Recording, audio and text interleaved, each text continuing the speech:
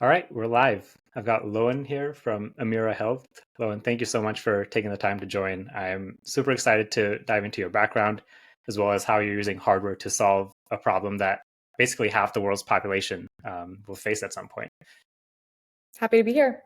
So, why don't we start there? Why don't you tell our listeners a little bit about the problem that you and the team in Amira are set out to solve?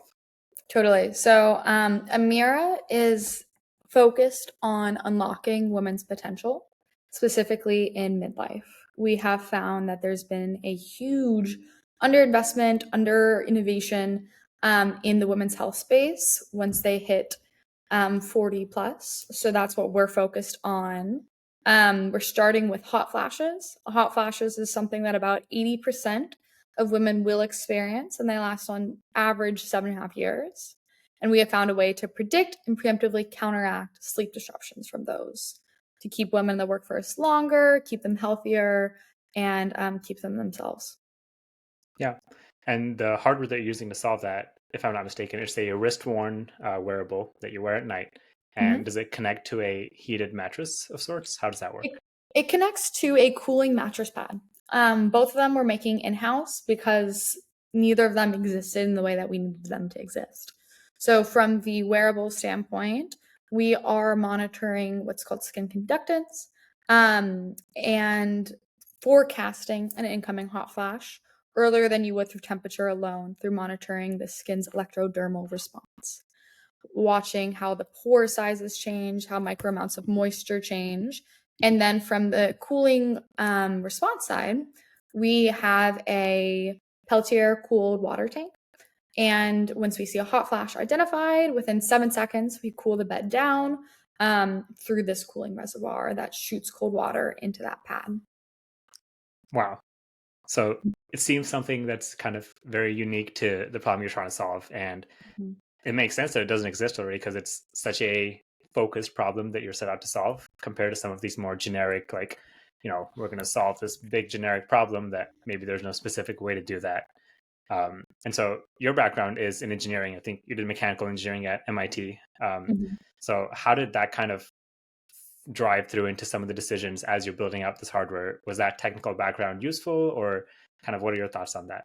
Yeah, it's always hard to know how it would have been in another doing something from another seat or another background. I have been very lucky that my background has been really diverse, from working in venture capital to building jet engines to nuclear fusion to now menopause, and have been shocked in all the ways that different experiences connect.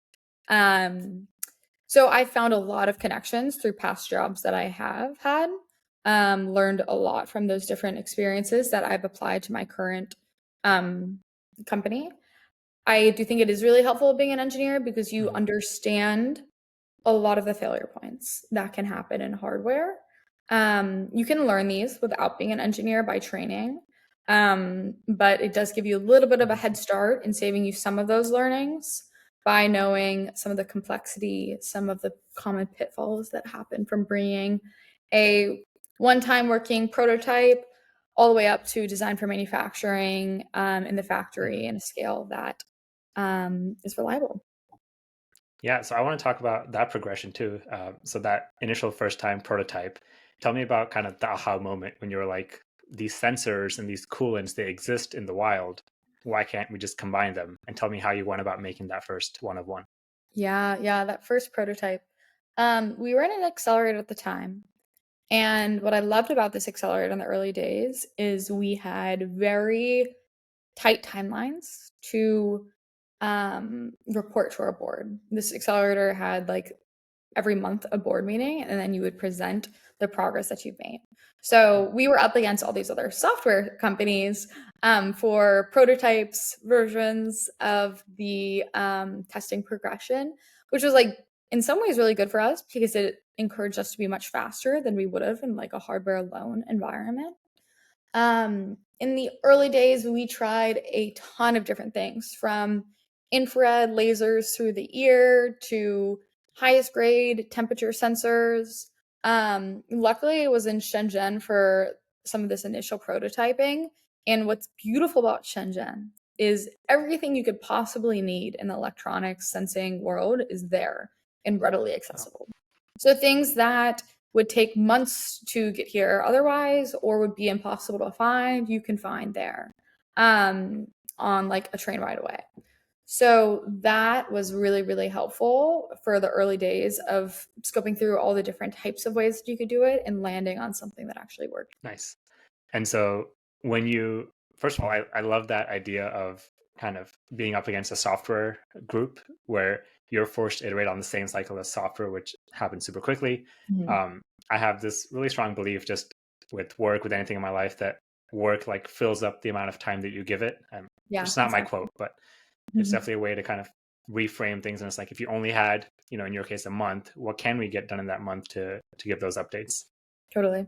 Yeah. I think it's And a great so, mindset to have as frequently as you can. Like Pomodoros are even shorter time frame for reducing time, where you only have 25 minutes to get something done, and just yeah. giving yourself increased senses of urgency and fitting as much as you can into a small box of time is always a great philosophy to bring into things. Yeah. And so it was cool that you guys got to do that. I guess in your case, it was a true accelerator in that sense that it forced you to move Yeah. really fast. Yeah. So then at the end of that accelerator, what did you have? Like, what was the physical output of that you were able to show to the board? Yeah. So we had a prototype that we tested with women. And it wasn't necessarily a looks like prototype that we would scale up, but it was a proof of concept that, hey, through this sensing, you can actually predict a hot flash with medium levels of reliability. The reliability kind of comes with time as you scale things. Mhm. What has really taken the chunk of time. I thought the chunk of time would be like inventing the thing, but no. The design for manufacturing, the scale up there takes a ton of time. To Mhm. make something work once is one thing, but to make it in a form factor that you can easily manufacture and you can figure out all the future reliability tweaking that you have to do is very Mhm. much a long process. Yeah. How did you get started learning that? Were you working with firms in China? Yeah, so we found a design for manufacturing partner. Our network of hardware founders is quite complete, I would say. We're really, really lucky that we have a lot of like hardware founders in our network.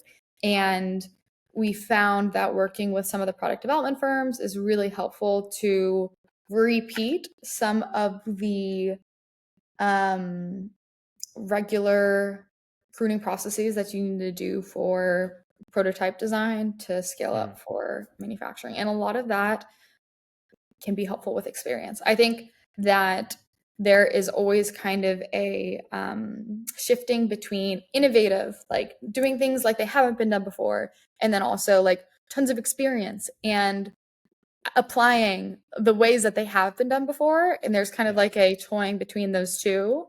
And I think the real innovative hasn't been done before comes in the beginning. And then Yeah. you have to kind of put on your this is how you scale up for manufacturing, this is how you have to fit into the system. And that can be helpful to work with product development firms that do that Yeah. every day. Yeah, I've had guests come on here kind of sharing both sides of that spectrum. Some want to do everything in-house and some are open to working with other firms. Yeah. Just like anecdotally, one of the things that I think about is, if I'm building a product, I want to focus all my knowledge and expertise on developing the product. I don't want to worry about solved problems like over-the-air updates or battery chargers Yeah. because other people have figured that out countless times over. I want to focus on what core proposition my product is solving. And so Yeah. I, I I think wonder if you thought about it that way too. Yeah, I think this is a very, very good point and something that curious people can get stuck in, where oftentimes curious people is like, learning's great. I want to learn everything. But that can really hinder you if you are spending all your time learning the wrong things. Mm. There's only 24 hours in the day. It's really unfortunate. I'm really upset about it, but there's only 24 hours in the day. And um, to reap the rewards as quickly as possible, you have to be hyper focused on learning the right things for that right moment in time. And certain things you'll have to learn in the future, but you have to have the um, uh, discipline to put that on pause until the time is right. So I think I'm someone that definitely leans a lot more curious innately.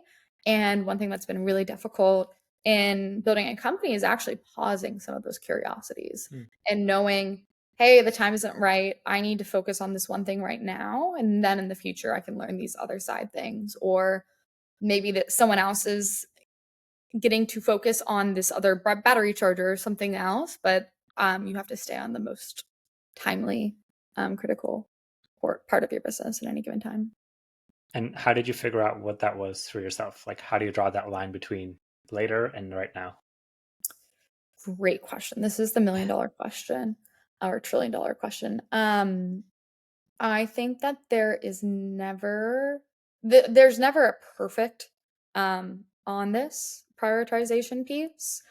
One thing that helps me is dedicating some time to meditate, journal, and also reality check myself with others, where maybe I think that this is what I should do. And then I would talk to someone on my team. I'm like, hey, can I steal 5 minutes of your time to just like talk through this with you? Other people might just want to stay in the journaling space, but for me, it's really helpful to talk with someone who has a little bit of context on what we're doing. Yeah, that makes sense. And then that accountability also helps. And so many founders sometimes get stuck working individually by themselves, and you kind of lose that sense of external feedback. Yeah. So I'm curious, as you were kind of growing Amira, who were the people that you surrounded yourself with? And as you formed the company, started hiring your first employees, how did you think about, hey, who's the right person that I want to keep around me for the long haul? Yeah, I have seen people take the strategy of, "Hey, I wanna keep the team just me."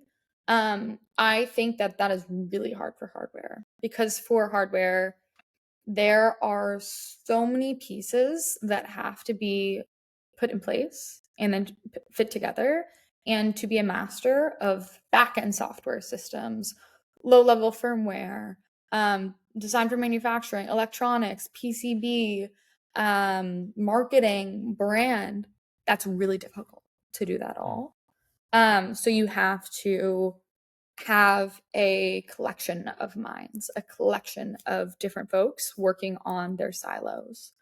How I have done it is definitely we hire fast and then like fire early. We've been really, really lucky with some of the people that we've brought on, like world-class engineers, marketers.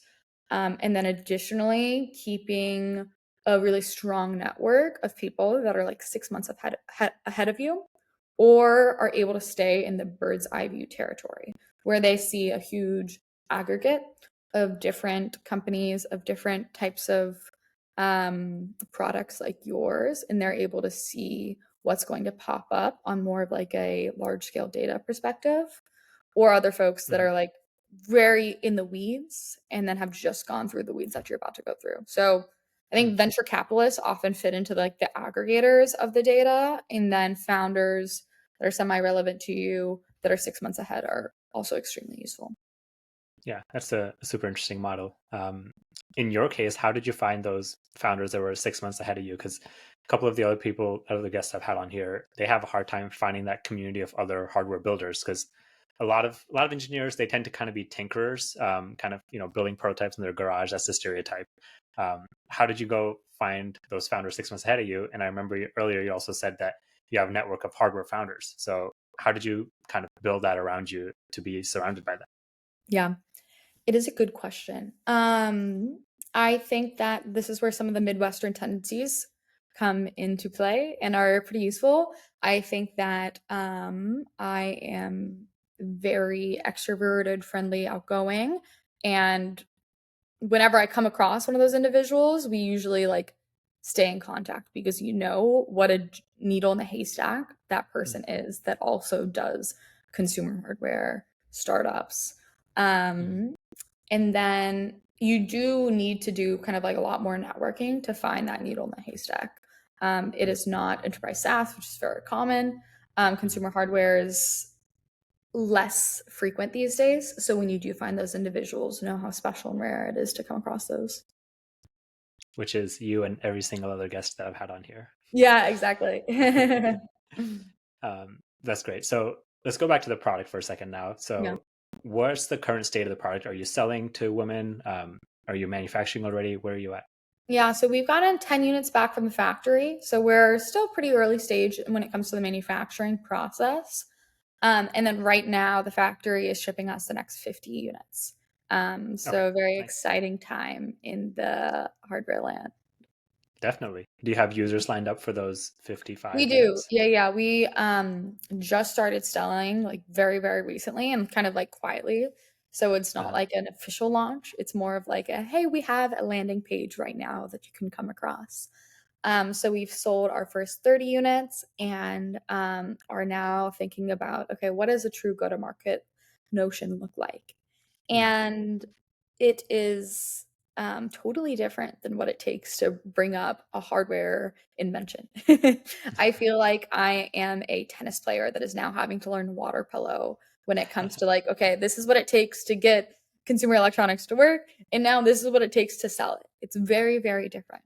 And Hmm. that's one thing that I find so fascinating about kind of like, I don't want to say the hero's journey of founding something, or maybe the game of founding something, is you have to go through these different levels of the game. And Hmm. none of the skills that were useful to the last level apply to the next one. So it's constantly having to learn new things and ramp up in new skills in a way that can be very daunting and frustrating, but can also be extremely exciting and rewarding. Hmm. What kind of a CEO are you? So you said you have kind of world-class marketers, and I'm sure they're going to do a bulk of the heavy lifting when it comes to the growth.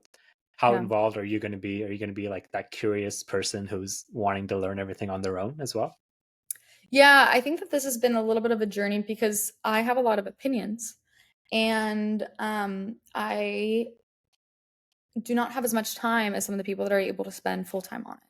So Mhm. I am very trusting. I've learned to become more trusting in knowing that, hey, this person, that's full time role is to this part of the company machine and this part of the company machine. It's like I trust in them to have all the information that is needed. And then I can Mhm. provide questions. I can like nudge the way that they're thinking about it or challenge them on certain areas. But at the end of the day, you have to delegate yourself and trust in them to be able to move that part of the ship forward. Yeah, and I think that's what makes being a founder so like it requires so much teamwork. Is like you Yeah. said, you can't do everything by yourself, and Yeah. so letting go and having that trust is it's a hard skill to learn. Like I'm Oh, a manager right now, and mhm. going from an engineer to being a manager, I had to learn that because I was burning out just trying to like check every little minute detail, and I'm like, hang on, like I don't need to do this. I need to be trusting the people that I've hired. Totally. Yeah, you need to enforce guardrails almost for yourself to be like, okay, this is their territory and this is mine. And this is in certain areas the way that I can provide feedback or my thoughts, but knowing at the end of the day that it's their Mhm. call on the areas that you give them that autonomy. Mhm. Yeah.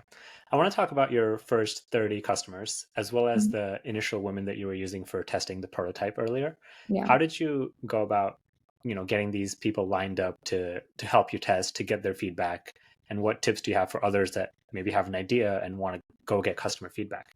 Totally. So, I very highly, highly recommend getting as much feedback throughout the process as possible. Staying very close to your customer is one of the most critical parts of starting any type of business. And hardware, it's so much more cost intensive to make any changes after the fact. So I think a lot of people are like, oh, you have to Yeah. make the thing first. And I'm only going to share it when it's like perfect. But there's so much that's going to pop up in the interim that you could get earlier on solving through testing. Mhm. We had about 60 testers of our product before we sent it to manufacturing. How we came across those 60 was mostly in network, in Facebook, menopause communities, um, Mm. hearing about us through events. We are kind of, um, we're not very public facing, but we do go to a lot of the menopause events. So that's been a good source of relevant consumers for us. But luckily, menopause, despite it in popular conversation, is very much not niche. So every woman between 45 and 60 at some point experiences it. So it's pretty easy to find testers for a hot flash system. And then how we acquired some of those like first 30 users, a lot of this actually came from press that we stumbled across from the Consumer Electronics Show. We were posted as Wall Street Journal's like best of CES, which was great for us as like a very early, fresh consumer electronics company. So some came from that. And then some have stumbled across our website. Some about have heard about us through some of those events that we've been at. I would say that's mostly how it's come in. We haven't done any like paid customer acquisition yet, but that will come. Wow, that's super impressive then. Mm-hmm. Just free press and kind of getting your name out there. That's awesome. So jumping into back to the product again, what's kind of in the roadmap? Are you, the company Amira Health, are you thinking of that as a family of products? Are you going to kind of focus on the night flashes problem? Tell me some of your thoughts and what the roadmap looks like. Yeah, so we are just hitting the tip of the iceberg when it comes to wearable sensing. I would say modern day wearable sensing has been very much in the camp of, oh, we have these sensors, we will send you data, and then you can interpret that data as you will. I think that the next generation of that will be removing the work from your end of things. It's removing the diving into knowledge and figuring out how to interpret these data sets, but instead you will have kind of that intelligent AI that interprets it for you and then acts for you as well. So it'd be automated action that is enabled through the wearable sensors that you have in there. So we're starting with thermal regulation. There's so many different other ways that you can do this kind of same type of sensing. There's a lot that you can do with sweat. We're focused on sweat right now. And I think there's a lot of stuff that you can find inside the sweat as well. So we have a lot of things cooking for the 2.0 of it. Too early to say which direction we will double down on and do first. Okay, interesting. And so I'm assuming you have kind of a separate R&D team and maybe a separate kind of production team that's dealing with the current product.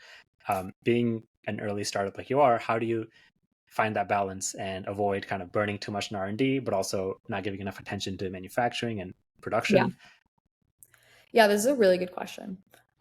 We do not spend too much time on R&D because to do the R&D, you have to do the first thing right.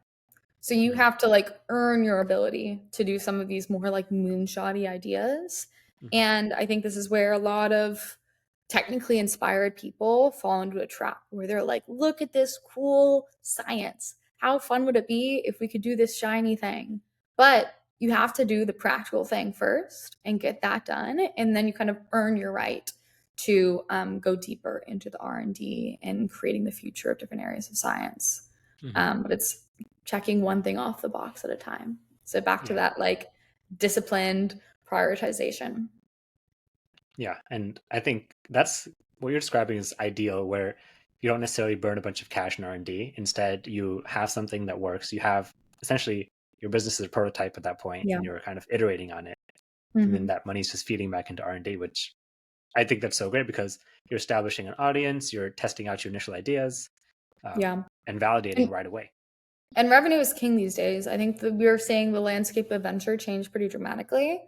Hardware, I think, will become more exciting as some of the moats in software kind of decrease due to the ease in AI generated software. But at the end of the day, they're not throwing as much free money at things. We are now going to have to withstand the test of revenue multiples, which has kind of been ignored for the last couple of years. So getting your pathway to revenue as quickly as possible and then being able to lean on that, I think will differentiate a lot of the great companies from the less disciplined ones. Yeah. On that topic of venture, have you taken any outside capital? And if so, what was your thinking behind saying yes or saying no? Yeah. We have taken in about 3 million in venture capital funding. Our thinking was yeah, you kind of need actually a lot of capital. There's not a lot of ways to ramp up hardware manufacturing lines without upfront capital. If you find any other ways, let me know. I think that grants are really promising, but grants are really hard to come by. It's a very like insider game on how to write those grants. I think there's some interesting new like AI grant generating companies that can kind of help you acquire that with less of the insider experience. But bootstrapping is a lot easier in the software only land. Bootstrapping and Mhm. hardware is really difficult. But also to get venture funding in the first place, you kind of need a working prototype to show, hey, this Mhm. is a path worth going down. Mhm. In the early days, I did put a lot of my own capital into the company. Luckily, I didn't have a family to take care of at the time. Google X was very, um, you know, financially supportive. So we were able to invest my salary into the company and then get some early prototyping traction to then go raise funding through. Nice. The only other thing that I've seen at the hardware scale is pre-orders. So Yes. there's a specific category of products that need to have kind of social media virality, need to have broad appeal, and they need to show very easily through video what they actually do. Hmm. And so I know a few companies that have used that method to get a few million pre-orders and then use that obviously towards production. Yeah. Yeah. I think that that is a really good route.